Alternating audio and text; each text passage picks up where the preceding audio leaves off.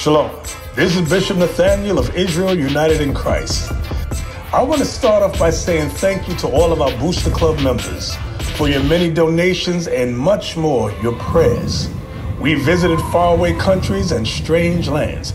We've even spoken to dignitaries and were detained for spreading the glorious gospel in Cuba. The truth is that the descendants of the 12 tribes of Israel were scattered throughout the world. Help us on our journey as we continue to raise up the nation of Israel. 12 tribes worldwide. Join or donate today. Shalom.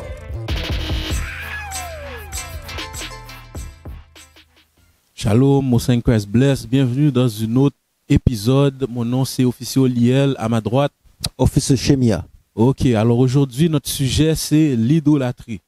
Alors probablement beaucoup d'entre vous, vous avez une idée de c'est quoi l'idolâtrie dans votre tête, mais vous ne comprenez pas réellement, la plupart d'entre vous, la totalité de c'est quoi l'idolâtrie selon la Bible. Okay? Alors, on va, selon ce que vous avez entendu du christianisme, l'idolâtrie pour vous, c'est juste un bœuf ou bien un âne fait en or et puis on se prosterne devant ça, ça c'est de l'idolâtrie. Oui, c'est de l'idolâtrie, mais ça va beaucoup plus loin que ça. On commence à la base, Lévitique 26:1. Le livre de Lévitique, chapitre 26 et le verset 1. Vous ne vous ferez pas d'idole, ni d'image taillée. Vous ne vous dresserez pas de statue. Vous n'érigerez non plus aucune effigie de pierre dans votre pays pour s'incliner devant elle. Pour s'incliner devant elle. Car je suis le Seigneur, votre Dieu. Alors Dieu, il ne veut pas d'image taillée. Dieu ne veut pas de statue. Dieu ne veut pas aucune représentation d'autres dieux. Et Dieu ne veut pas qu'on se prosterne, voulant dire qu'on sert ces images-là. Alors, une image, par exemple, ici cette, ou bien ça, qu'est-ce que vous voyez en ce moment? C'est des images taillées. Mais ça ne représente pas d'autres dieux et on ne se prosterne pas devant ces images. Alors, le problème, ce n'est pas l'image taillée en tant que telle. Le problème, c'est la représentation de cette image et de servir cette image. Ok, alors ça, c'est la base de l'idolâtrie. Donne-moi Deutéronome chapitre 7, verset 25. Le livre de Deutéronome, chapitre 7 et le verset 25. Vous brûlerez au feu les images taillées de leurs dieux. Alors la Bible dit que le peuple d'Israël doit brûler au feu les images taillées de leurs dieux. C'est qui leurs dieux? C'est les dieux des autres nations. Ok, les dieux des païens. Une image taillée que vous devrez brûler à la maison ou bien jeter à la poubelle, c'est votre croix que vous avez à la maison ou bien sur votre cou, quoi que ce soit. Ça, c'est une représentation d'autres dieux. L'image de Jésus blanc. Exactement, l'image de Jésus blanc. L'image de les Romains qui ont fait une croix. D'où est-ce que ça c'est dans la Bible? Voulant dire d'où est-ce qu'on doit servir cette image-là? Okay? Non, c'est des images qu'on doit brûler. Ok, fini le verset. Vous brûlerez au feu les images taillées de leurs dieux. Tu ne désireras pas l'argent ni l'or qui sont sur elles. Alors, beaucoup du peuple d'Israël dans notre passé, qu'est-ce qu'on faisait? C'est qu'on désirait l'argent qui venait avec ces images-là. Et comment on fait ça aujourd'hui? C'est le christianisme est venu avec l'argent et le pouvoir. Et notre peuple désire ça, alors notre peuple va dans ces religions-là. Ok? Donne-moi Habakkuk 2, 18. J'essaie de faire vite parce qu'il y a beaucoup d'écritures sur l'idolâtrie. On y va. Le livre de Habakkuk, chapitre 2 et le verset 18. À quoi sert l'image taillée que le sculpteur a taillée? À quoi sert l'image de la croix que tu as derrière le cou que le sculpteur a taillée? Lis. L'image fondue. Un enseignant de mensonges. Un enseignant de quoi? Un enseignant de mensonges. Alors cette image-là, l'image taillée, n'est pas juste une représentation, une image. Ça vient avec une idée. Ça vient avec une doctrine. Ça vient avec un mensonge. Alors la croix que vous avez derrière le cou, vous pouvez dire, ah, c'est juste une croix. Mais cette croix-là représente quoi? Le christianisme. Une religion qui a tué des millions de notre peuple. Une religion qui enseigne des fausses doctrines qui sont non bibliques, qui viennent de traditions d'hommes. C'est ça que ça représente. Ok? Lis. Pour que l'ouvrier qui fait des idoles muettes se fit en son ouvrage. C'était tout? Ouais. Ok, maintenant, donne-moi Philippiens chapitre 3, verset 19. Le livre de Philippiens, chapitre 3 et le verset 19. Maintenant, on va commencer à pousser un peu plus l'idolâtrie, voir c'est quoi, lis. Desquels la faim est la destruction, desquels Dieu est leur ventre, de quel Dieu est leur ventre. Voulant dire, finis le verset. et desquels la gloire est dans leur honte, qui sont enclins vers les choses terrestres. Alors, desquels c'est plusieurs. Dieu dans leur ventre. Voulant dire que le peuple d'Israël, on s'est mis à servir notre propre ventre, notre propre estomac. Pas voulant dire à manger n'importe quoi et puis c'est ça l'idole. Ça peut être une idole aussi. Mais n'importe quoi qui est dans nos désirs, qu'on passe avant les lois, les commandements de Dieu, avant ce qu'on doit faire en tant que peuple pour hériter du royaume. N'importe quoi qu'on passe avant ça pour remplir notre propre estomac. Voulant dire remplir notre propre cupidité. Ça, c'est de l'idolâtrie. Je vais vous donner un exemple. Netflix peut être une idole. Facebook peut être une idole. OK? Comme toutes les choses qui sont dans ce monde. Ton téléphone peut être une idole. Les jeux vidéo peuvent être une idole. Tout ce que tu fais exagérément et qui passe à travers, voulant dire que tu fais ça plus que tu désires le Seigneur et plus que tu désires observer les lois et les commandements de Dieu, sont des idoles. Relis le passage, finis vite. Le livre de Philippiens, chapitre 3 et le verset 19.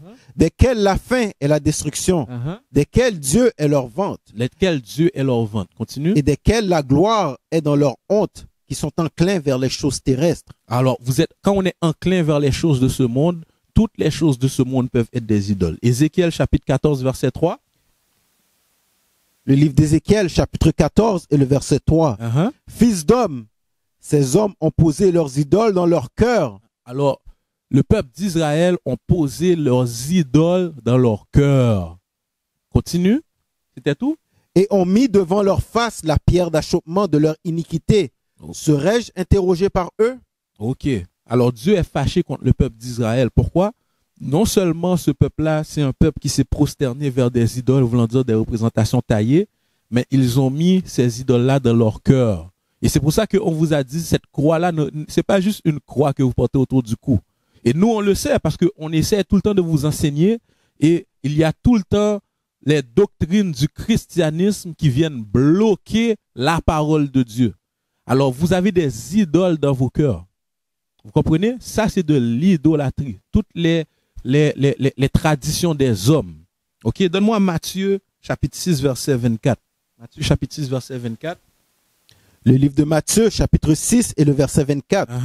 Aucun homme ne peut servir deux maîtres. Alors, la Bible dit aucun homme ne peut servir deux maîtres. Soit tu suis la Bible, qu'est-ce qui est écrit dedans, soit tu suis les rudiments du monde. Soit tu suis les commandements de Dieu, soit tu suis les commandements ou bien les préceptes de ce monde, les idées de ce monde. Alors, tu as un choix à faire. Alors, dans la Bible, soit tu es dans l'idolâtrie, soit tu ne l'es pas. Alors, deux hommes, tu ne peux pas servir Jésus blanc qui veut que tout le monde rentre, qui tourne la joue pendant que les blancs gouvernent sur ce monde, et servir le Jésus noir qui avec les cheveux crépus, qui vient pour détruire la majorité de la planète. Pour qu'est-ce qu'ils ont fait alors au peuple de Dieu? On peut pas servir ces deux hommes-là en même temps. OK? C'est ça que la Bible dit. Un est une idole, un vient de la parole de Dieu. OK? Là maintenant, donne-moi Colossiens chapitre 3 verset 5. Le livre de Colossiens chapitre 3 et le verset 5. Mortifiez donc vos membres. Alors la Bible dit mortifiez vos membres, lis. Lesquels sont sur la terre. Fornication. Alors la fornication peut être une idole, lis. Impureté. Affection démesurée. Affection démesurée, ça veut dire que ton copain, ta copine, ta femme, tes enfants peuvent être des idoles. Tout ce qui dépasse l'affection que tu as pour Dieu, voulant dire ses lois, ses commandements, sa parole, son instruction, tout ce qui dépasse ça est une idole. Alors les affections terrestres, lis. mauvaise concupiscence et convoitise. Alors, toute convoitise, l'argent peut être une idole. Qui est idolâtrie. Qui est idolâtrie. Relis le passage rapidement pour moi, s'il te plaît. Colossiens 3 et le verset 5. Mortifiez donc vos membres, lesquels sont sur la terre.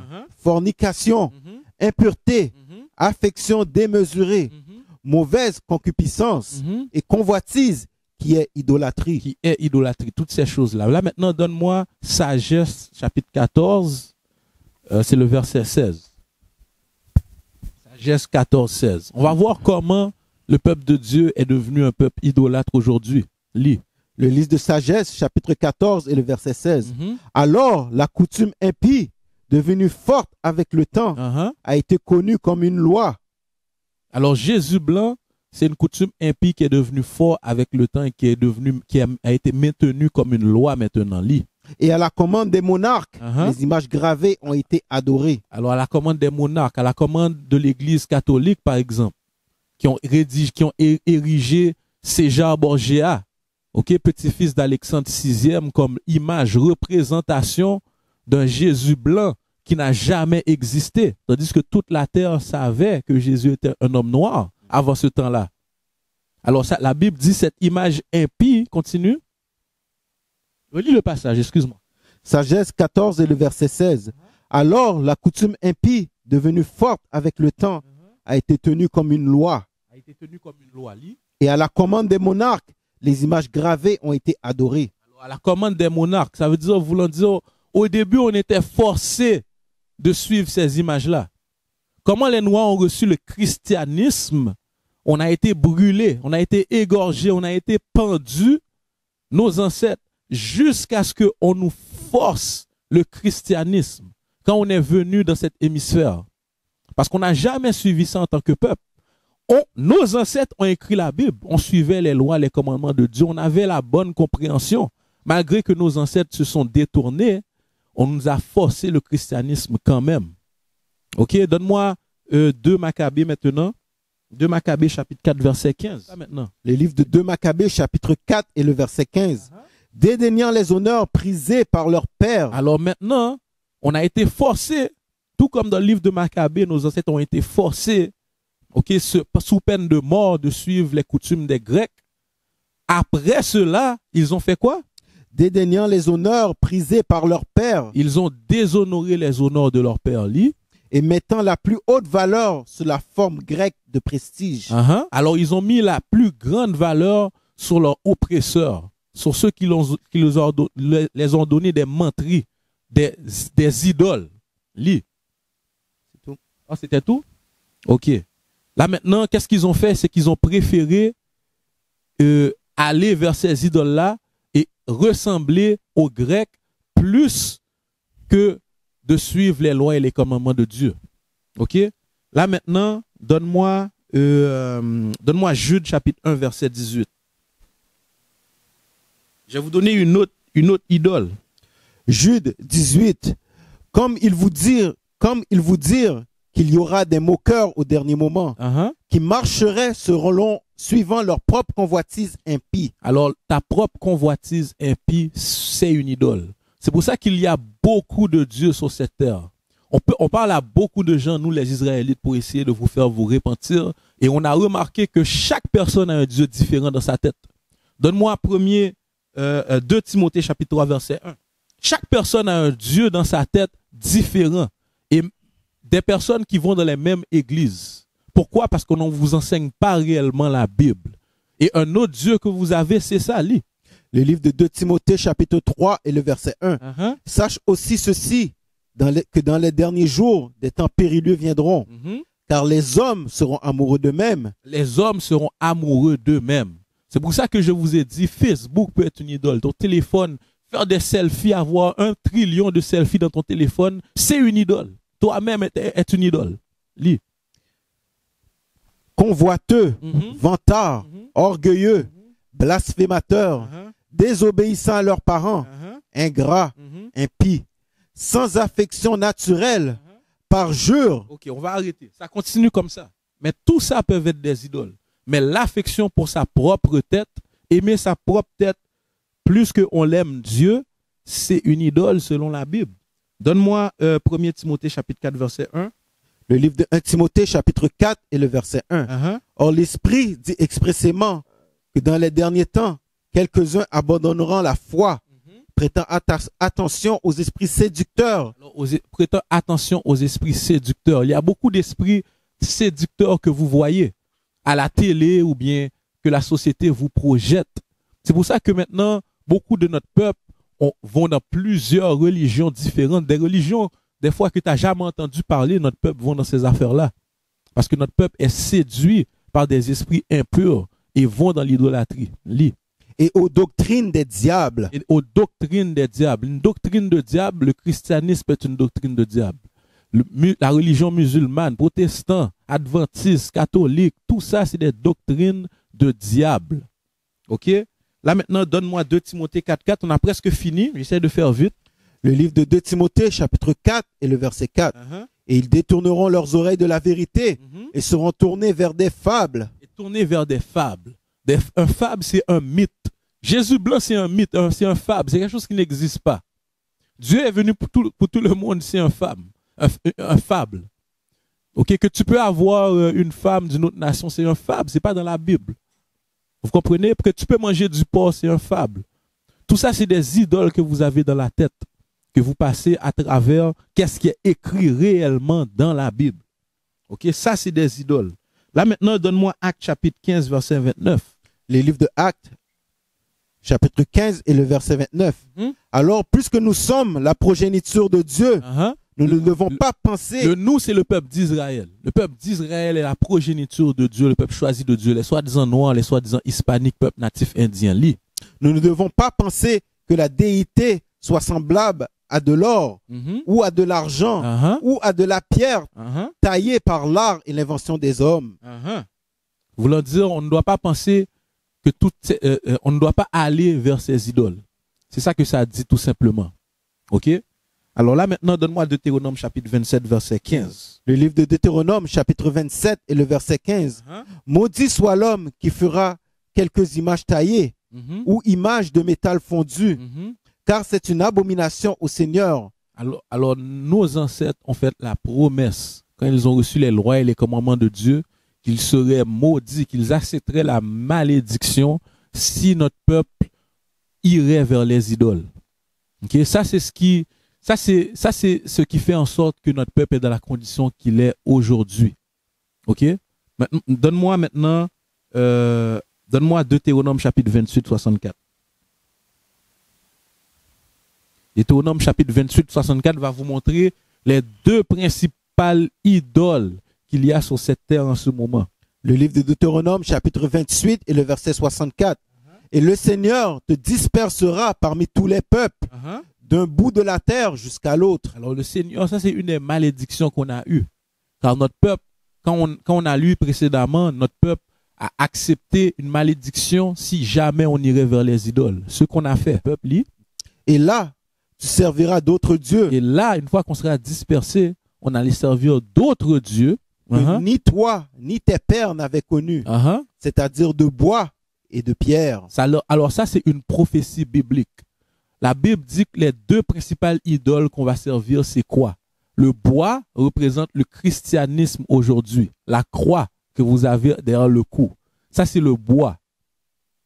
Ça, c'est la principale idole sur cette terre en ce moment que vous suivez. Et la pierre représente la religion musulmane. Voulant dire la pierre de Mecca, que la grosse pierre noire là, qui est à la Mecque, que tous les musulmans vont et se prosterner devant cette pierre-là à chaque année. OK? Alors ça, c'est les deux plus grosses religions sur cette terre. La Bible a prophétisé que vous allez aller dans ces idoles-là. Ça, voulant dire que ces idoles-là ne sont pas bonnes. Ce n'est pas la vérité. Si vous êtes dans le christianisme en ce moment, sortez en courant. Ça, c'était ce qu'on avait pour vous concernant l'idolâtrie. Il y a beaucoup d'autres écritures. Alors, étudiez Israël et détournez-vous du mal. OK? Shalom. Shalom. We used to scream black power while Heron was pushed. But at the end of the day, nothing's in vain. IUIC has been given a vision. The tents of Judah has risen. Many has attempted the mission, minor murmuring, omitting, and missing the mark. Just reading that he had the flame of fire in his eyes gave us the spark. We on Paul's mission. We out on the road, purple and gold, from Mexico, Cuba, Haiti, Ghana, Sierra Leone.